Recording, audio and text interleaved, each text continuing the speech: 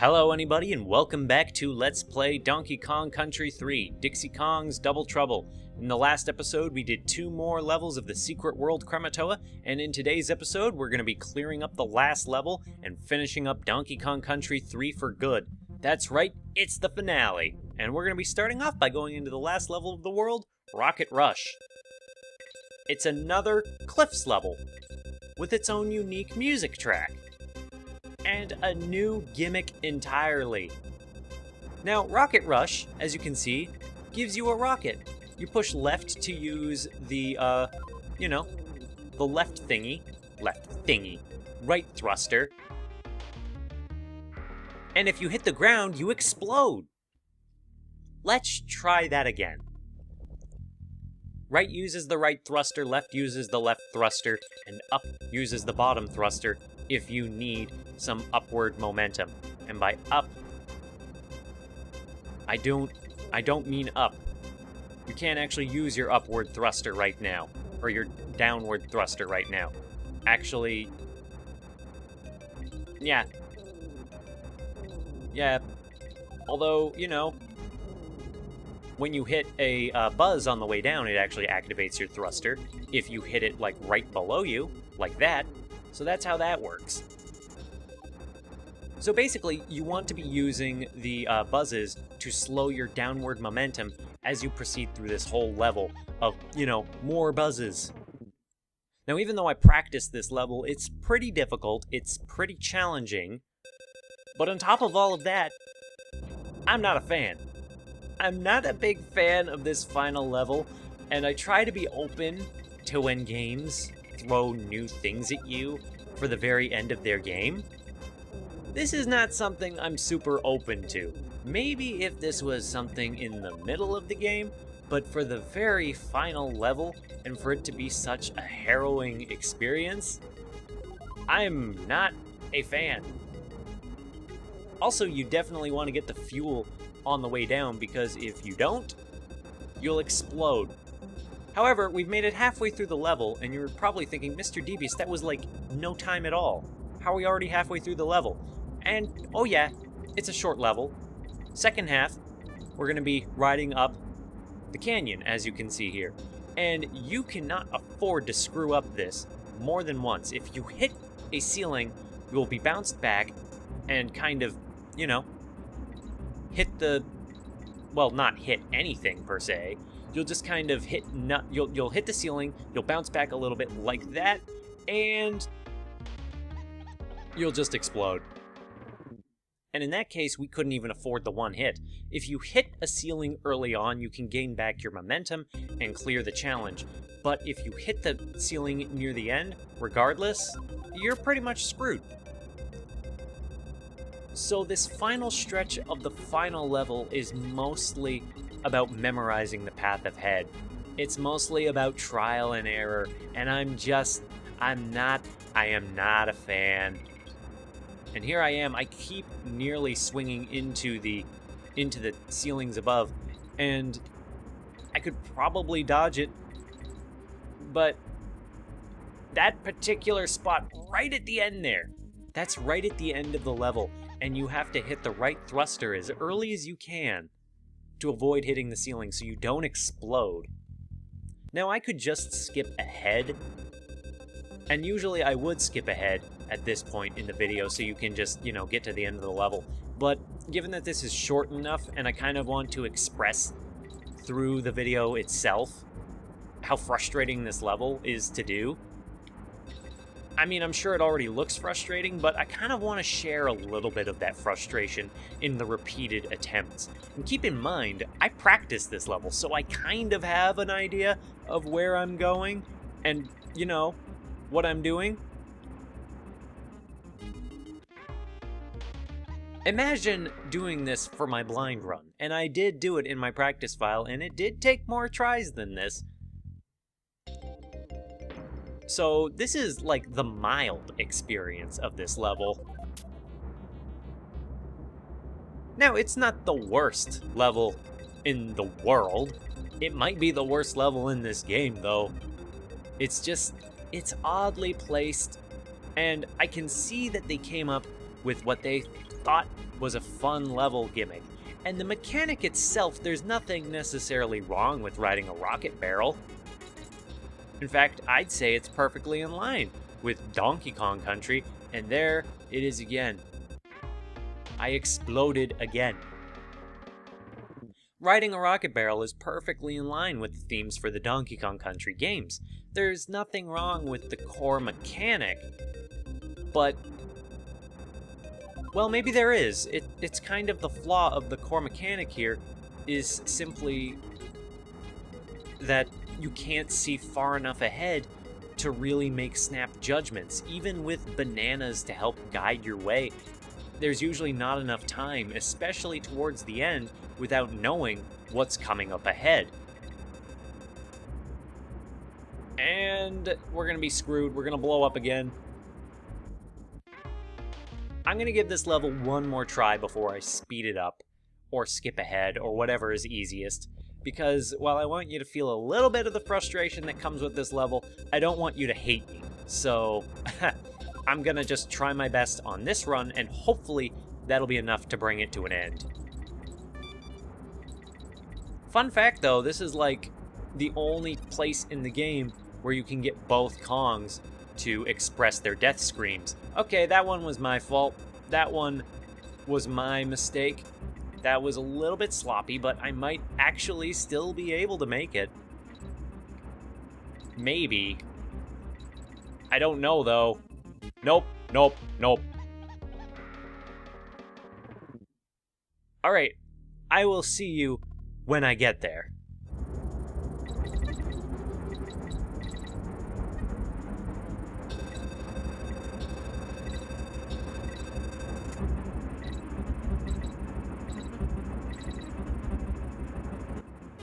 Now, I may have hit the ceiling, but it was still enough for us to reach the end.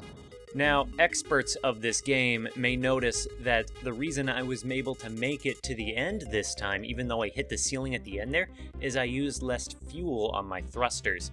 And I'm sorry that I didn't realize what was going on before, but basically, when you use your left and right thrusters, that also consumes your fuel. So my earlier runs were sabotaged by the fact that I was consuming a lot more fuel than I needed to. It's really, the way you want to do it is with little touches to the left and right. It's still not a great level. I'm just going to be upfront and just say that I am not a fan. But now that it's done, I can stop harping on about it and take this final gear down to Boomer's bomb shelter and finally see what these gears are for. Hey, you've got another one of those cogs. Put it on the machine and see if anything happens. Well, they're all in. Doesn't seem to have done too much though, does it? What on earth is that racket? Hey, take a look outside, Kongs. You won't believe it. Okay. There was kind of a delayed reaction from Kitty and Dixie Kong, but with that, the entire volcano turns a deep red. The final pile of rocks explodes, and rising from the depths of lava or water or whatever it is now, we open the path ahead to the Knautilus. Before we go in there though, I just want to show off something really cool. If you go into any level after the volcano turns red, the entire level takes on a hot red filter that washes over Kitty Kong and Dixie Kong, and it just, you can kind of see why they went with a green overtone for a lot of these levels. It really helps to show off the difference now that they're all coated in red. Even an indoor level like Tyrant Twin Tussle is just coated in a vibrant, fiery red. And it's just such a really good detail that I gotta give the game developers a lot of credit for. I know it's like a small polish thing, but it's very good, and I like it a lot. But enough delays, it is time for us to move on to the center of Krematoa, to the Knautilus, to see what awaits inside this submarine for us. It's him! What the blazes? So you're the ones responsible for scuttling my super secret submarine? This is the last time you'll spoil my plans. I'm going to bash you good. Whoa, big man. Right, look out, you cheeky monkeys. And with that, it's time for the final boss battle. The true final boss battle against Baron K. Rulenstein. Now, as you can see, he's hanging out in the foreground, so this final boss involves us throwing up kegs through the ceiling and trying to pelt K. Rool. But after the first hit, he'll come down into the foreground and try to chase you. And in this instance, you want to, again, pelt him in the back with, a steel keg. Like the normal final boss, if you take a hit, you have to do the rest of the fight with just one Kong. So you really want to preserve both Kongs for as long as you can. However, you get him again once in the back, and I believe he'll be going up through the ceiling. No, you got to get him twice. 2 times, and he realizes, wait a minute, it doesn't really make sense for me to be out here. And then he'll reactivate the laser beams and the cannon in the distance. With this electricity blocking our way, and we just gotta time it. My advice for timing it is to throw the barrel when he's in one of the big panes of the windows, like when his form is contained in the window panes of the submarine. And I think that's pretty much the best way I can describe it. Right there. Got him again. Now this time, the stakes are increased. Oh boy. Because he has activated the conveyor belt that we're standing on to make our footing a lot more unassured. We've lost Kiddy Kong, but we can still do this. And it's also a little bit harder to throw the barrel when he's, when the keg is going back and forth. And now we have a new gimmick entirely, wherein he will hover above, and worse than that, you have to keep an eye on the bottom. I don't even know what they're called exactly. The electricity shooters. Yes. You have to keep an eye on at least one of them to see one of them shoot electricity. The electricity will be blocked by the keg, but if you're touching the keg when it shoots the electricity, you're pretty much fried. And if you stand like right next to the barrel, it won't be enough time. You'll get fried, and that'll be the end of it.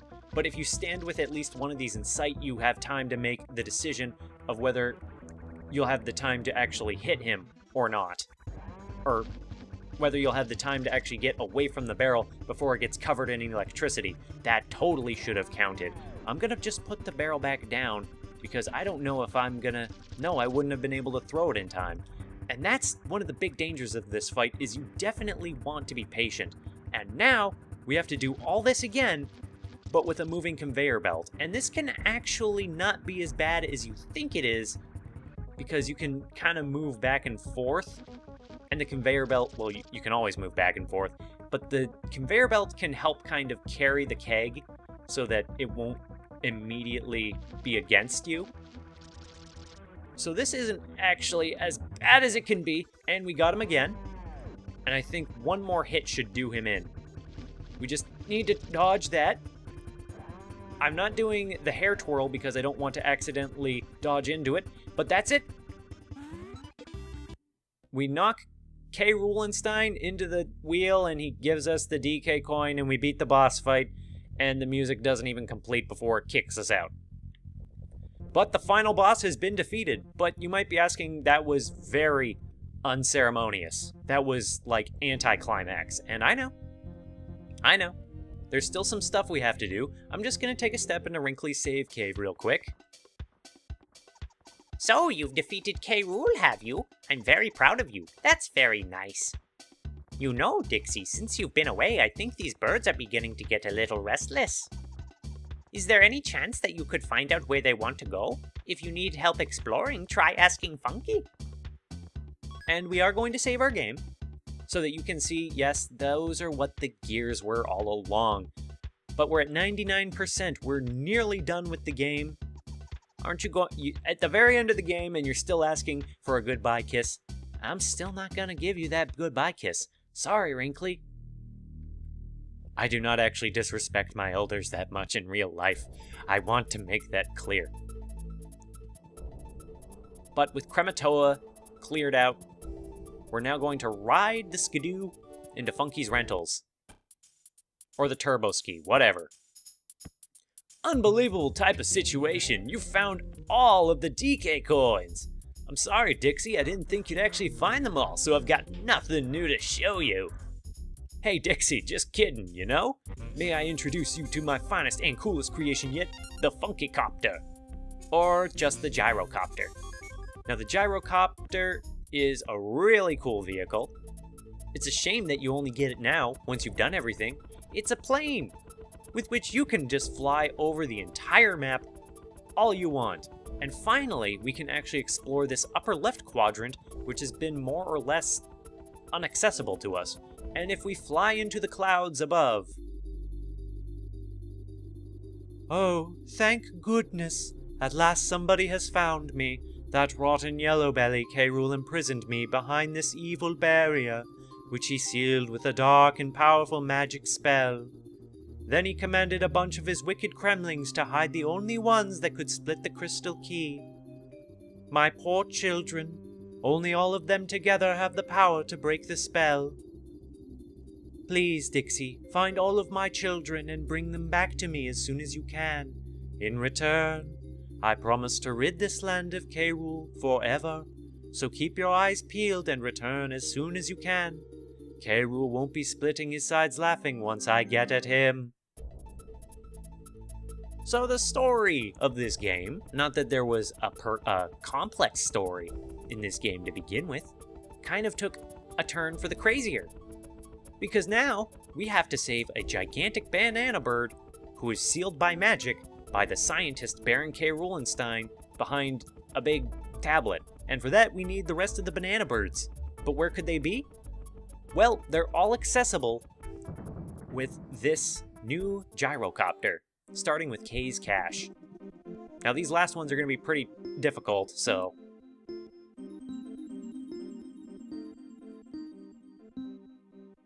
Well, that could have been worse.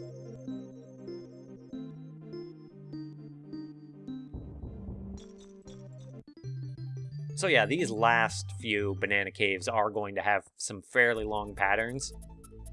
And you might be wondering how many are there left to do now that we have the gyrocopter.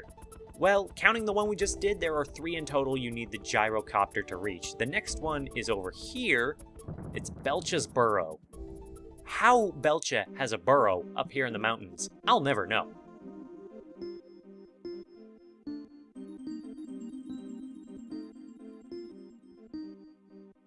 Okay, that was a little bit tricky. Dang it!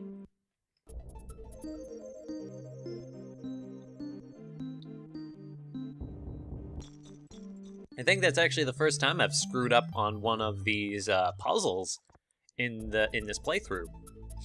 Well, for it to only happen once at the very end, I'm pretty proud of those results. I mean, proud. It's just a silly game. It's just a silly Simon game. Well, I'm glad that my memory isn't totally terrible. But first, before we can declare victory over Simon, we have one last to do.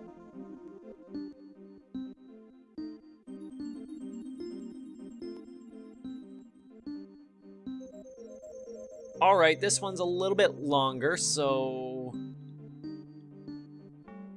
Nope, that was just... I could not keep that one memorized. Okay, 2 failures, not that bad.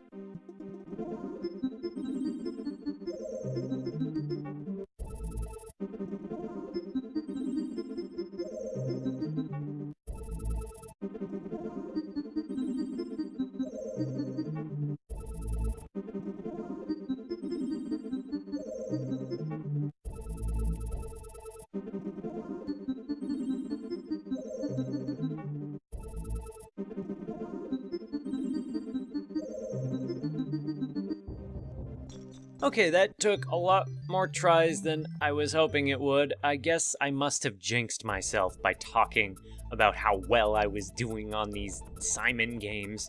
Well, that's what I get, I suppose. But now that we've gotten all 15 banana birds in the game and we've gotten everything else in the game, it is time for us to return to Wrinkly's Save Cave. to initiate the end game. Now, what is our reward for beating the true final boss and getting all of the banana birds? Let's see. My word, they seem very excited. It looks as if they want to take you for a ride. Go on, Dixie, don't worry about your boat. I'll get Cranky to fetch it for you. I mean, I have a plane now, but okay. Well, I mean a gyrocopter, but same basic function. Whatever. And now it looks like Dixie Kong's being kidnapped by bees, but they're just banana birds, taking us up to the top left or northwest, where we will once again see the Banana Bird Queen. You did it! You did it! You found all of my children. At last I can be freed from K. Rool's spell. Ready, children, sing along with me.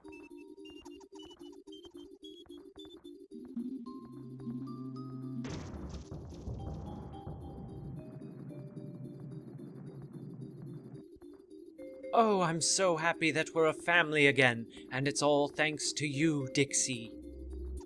Now, as I promised, it's time to fulfill my half of the bargain and teach K. Rool a lesson he'll never forget. Wow, this is pretty intense. And now we come to a cutscene. K. Rool, who apparently stole our hovercraft, and we get to ride on the Banana Bird, but I'm not actually in control here. This is all a cutscene. Got some intense chase music playing. We're just, riding around the northern hemisphere, and what are you gonna do, Banana Bird? How you gonna smite him? How you gonna punish him? What are you gonna do to him?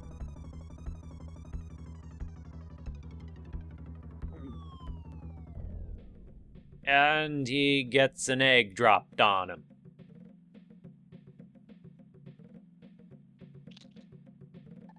That's it. Well, there you go. That is the end of Donkey Kong Country 3. Now, you might be thinking, as you watch this, if you've never seen the end of this game before, the true end of this game before, that can't be it. And you're right. We get to watch Cranky Kong doing some tricks and water skiing in the background, and, that's very nice. That's entertaining. He's doing tricks, kind of. He's being reckless. That's all nice and funny. You can see K. Rool peeking out at us. Cranky Kong, you're a little old to be doing some of these tricks here. Kitty Kong keeps kicking the egg.